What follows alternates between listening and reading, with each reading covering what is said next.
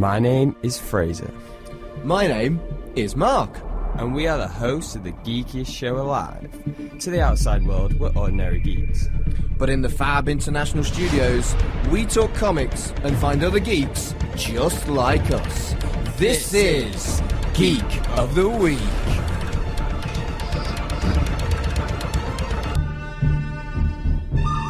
Oh, it set me off sync now. I'm going to retry it. Hang on. Really? It's trade-off. That was out of tune. It's trade-off. That was still out of It's tune. trade-off. That was still out of It's tune. trade-off. Now you're just talking. It's trade-off. Oh, wait. That was slightly better. It's trade-off. There we go. That's the one. That's the money shot. Okay. So, yeah. This is a section of the show called Trade-Off. Now, Mark and I have, let's say, different tastes when it comes to comics. Everyone sort of has different tastes, to be fair.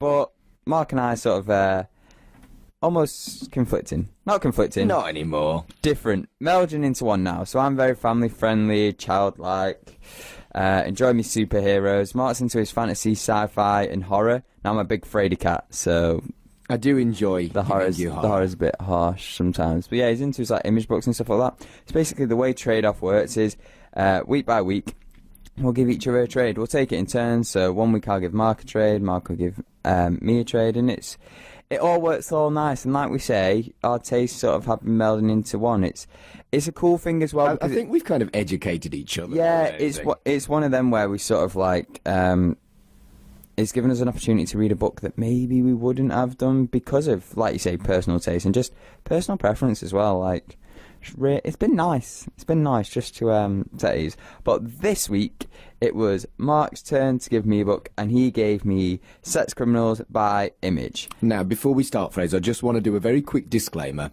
The book is called Sex Criminals. It is clearly a book that heavily has sex as a theme. It's clearly a family-friendly comic. We're a family-friendly show, but we are going to talk about... We're not going to go into graphic detail, but we are going to talk about sex and what sex makes you feel like. We're going to talk about the birds and the bees. but it is going to be a bit birds and the beesy. We're not going to be graphic about anything to do with sex, but we are going to talk about the implications of sex and what sex means to people. So... Slight warning, but we're still going to keep it family. Is that what you're going to... almost sex education rather than let's talk about sex, baby. Wait, does that make sense? Are you talking about sex education? Because I was just going to talk about other stuff. Where was I going to go with this? It's funny because sometimes in that little introduction bit, I mention how Mark's into more adult stuff, and I usually say in a not in a not safe for work kind of way, but sometimes in a not safe for work kind of... This book is definitely not safe for work. Definitely not something you should try and read on a train like I did myself. Definitely not something you should try and read if you're under 16.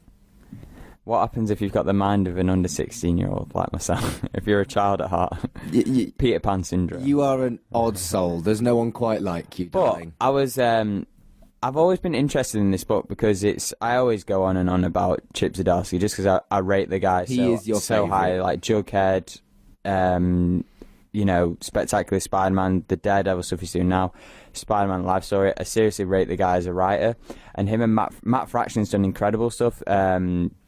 He did like a really cool Hawkeye run, and the two big names, and this was sort of like a big break for both of them, so it's always been one I sort of wanted to go to.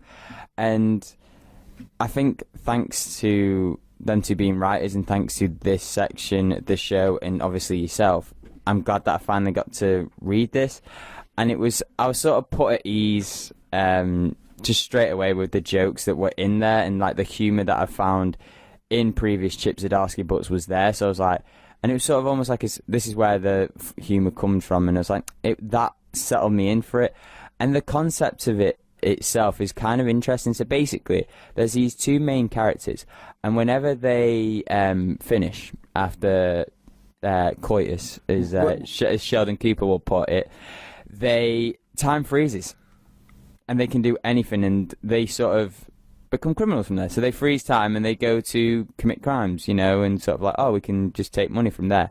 And what's interesting, and then it develops that there's this organisation who know that people do this, so they're sort of like then wanted by this time police sort of service. And what I really liked about the book was how it sort of went through them to learning about this power, and also sort of, in a way, sort of that discovery of your sexuality, because they sort of, obviously they learn about this power through how, when they're younger, and start to experiment with themselves. Yes. And then they find out more and more when they have partners that, oh no, this is a regular thing, this is like my superpower, almost. And what an odd superpower it is. I know, yeah. I would never get to use it.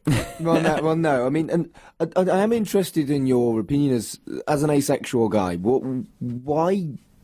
How does this work for you? Can you empathise at all? What do you mean? Oh, I was getting confused, and I was like, do you, you know what? You know how they always talk, there's that Stephen King novel where it's like, oh, you get a superpower, but it's something you'd never use or something like that, or it's like one of my lazy friends says, oh no, my luck could have super speed or something daft like that.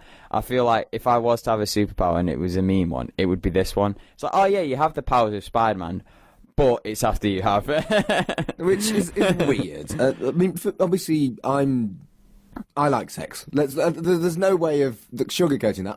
I really like sex, and sex is scary. It's confusing. It can be difficult. It's often not very good. Sometimes you meet someone you're not compatible with. It can be intimidating if someone is clearly more experienced than you. It's a taboo topic that people don't talk about. But sex is amazing. And this book manages to cover all of that. It treats sex with respect, and it acknowledges what sex is. It acknowledges what sex does. And I just think it's so well done. I think, yeah, the topic of sex is well covered, and it's sort of, it's hidden, it's not forced onto you, if you know what I mean. It's sort of... No, it's not crude.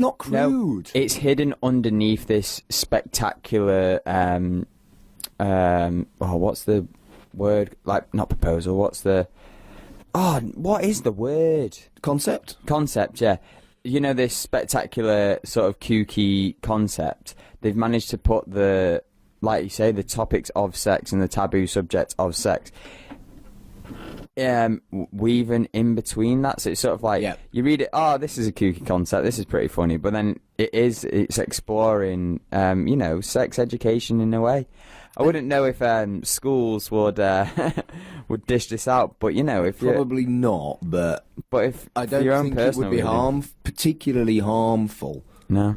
But maybe older children. There is the artwork doesn't shy away from nudity and the graphic depictions of how sex works. I think that's important as well, because it's relevant to the book. We talked ages ago about the Black Label for DC and how they showed Batman nude, and it was sort of like it wasn't adding the story, it was just showing like, oh, we can do that now, which feels more gratuitous than something like this. Whereas it's relevant to the story, and it's important that there is that behind it, because I don't know if you could do a sex criminals book without showing this, or without it just being like, oh, and then they go into this little room here, and then that would feel really, really corny, really cheesy, and I'd feel cheated. Yeah. The book is fundamentally about sex, so it has to have artistic depictions of sex. I thought it was all about the crime. No, checking. Well, I mean, that's the thing, right? Criminals are an important part of it, and there are people that have the same power as them that don't use it for crime, but it is fundamentally about sex. And there is an element of this story, whilst sexualized, it's a metaphor for meeting the person that you have the best sex with, and it's not necessarily the person that you fall in love with, because you can have amazing sex with someone you hate, and this book doesn't shy away from facts like that. It's one of them, and it's that compatibility. I got there in the end. Just let me get my dyslexia dribble out, and then all up here. You shouldn't be using phrases like dribble out right now, Fraser. Oh, gross. That's so gross. Oh, don't know what you're talking about. Oh, where was I going to go with that? Anyway, I've lost my train of thought. Oh, so that compatibility is because they both have that power as well. That sort of highlights the compatibility between the two. And yeah, like you say, they sort of, yeah, it's not like I can't see him getting hitched or anything like that. But who knows? Only time will tell, even if that time is frozen. Well, frozen time is a massively overdone thing. It's in Harry Potter, it's in so many things. Finding a cool way to do it, though, that was relevant to your topic was... Exactly. It's important. Freezing time when you orgasm is not overdone. No. Some would say underdone. Or done just right by the sounds of things. Yeah. Oh my goodness! But when I very first started to read it, I wasn't sure that the artwork fitted the content, the story, the adult nature of it, because it is quite Archie-like, quite childish. But then when they hit the euphoria of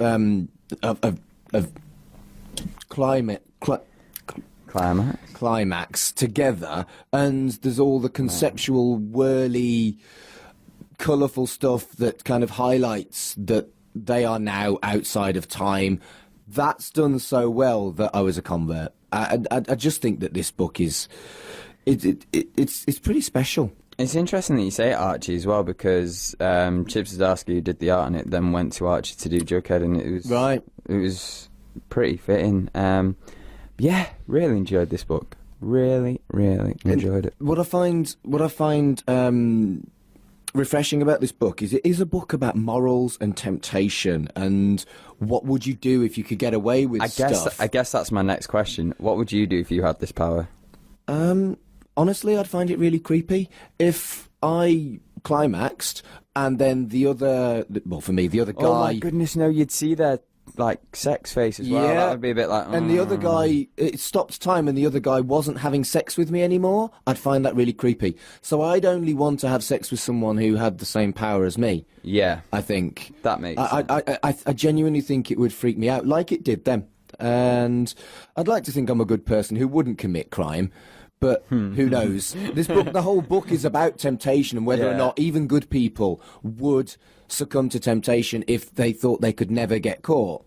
And that's the thing about criminals, isn't it? They're complacent, and then they almost always get caught. Yeah, exactly. And the book is about sex. The book is about criminals. It really is as simple as the title suggests.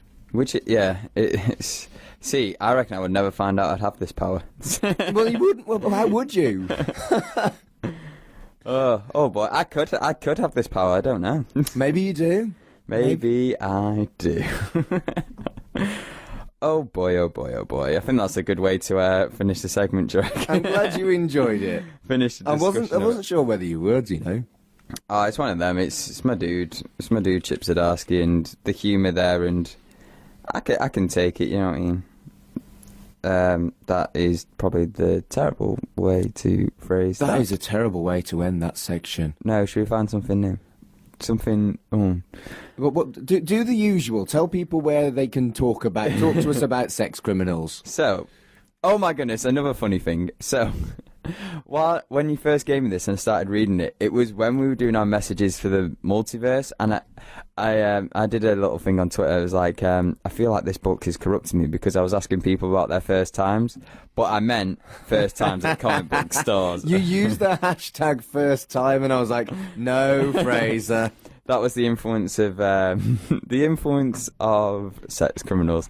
Now, if you want to talk about your first time on Twitter or the Facebook discussion group, hey, why not, eh? But if you want to be a bit more close to the comic book theme, tell us what you think of sex criminals. Tell us what you think about sex criminals. If you've checked out, if it's something you've been meaning to, do you like the work of Matt Fraction or Chip Zdarsky? What's your favourite stuff from them? I'm sure Jacob will tune in and be like, Hawkeye. Hello, Jacob. But yeah, let us know what you think. Do you want to check it out after listening to us talk about it? If you want to talk about sex, baby, there's another discussion group for that somewhere. Message Mark. I should have. Oh, not playing. Let's talk about sex. But I should have done, shouldn't I? That could have been a cool end credit scene. Maybe next week. We've got a cool one for this week as well. But yeah, Facebook discussion group, Twitter, and a YouTube comment section below the YouTube video for this, which I'm hoping for by the time it gets released is actually the week of this recording, which would be ideal. I shouldn't have said this on air now, because now I've got to do it. Well done, Fraser, giving yourself work to do. But it's work I enjoy. But yeah, that's trade-off for this week. To listen to Geek of the Week, be sure to tune in next week. Same geek time, same geek channel. And if you want to follow us on social media, it's at GOTW Radio on Twitter. Search for Geek of the Week Radio Show on Facebook. And to listen again, it's www.mixcloud.com/Geek of the Week Radio Show.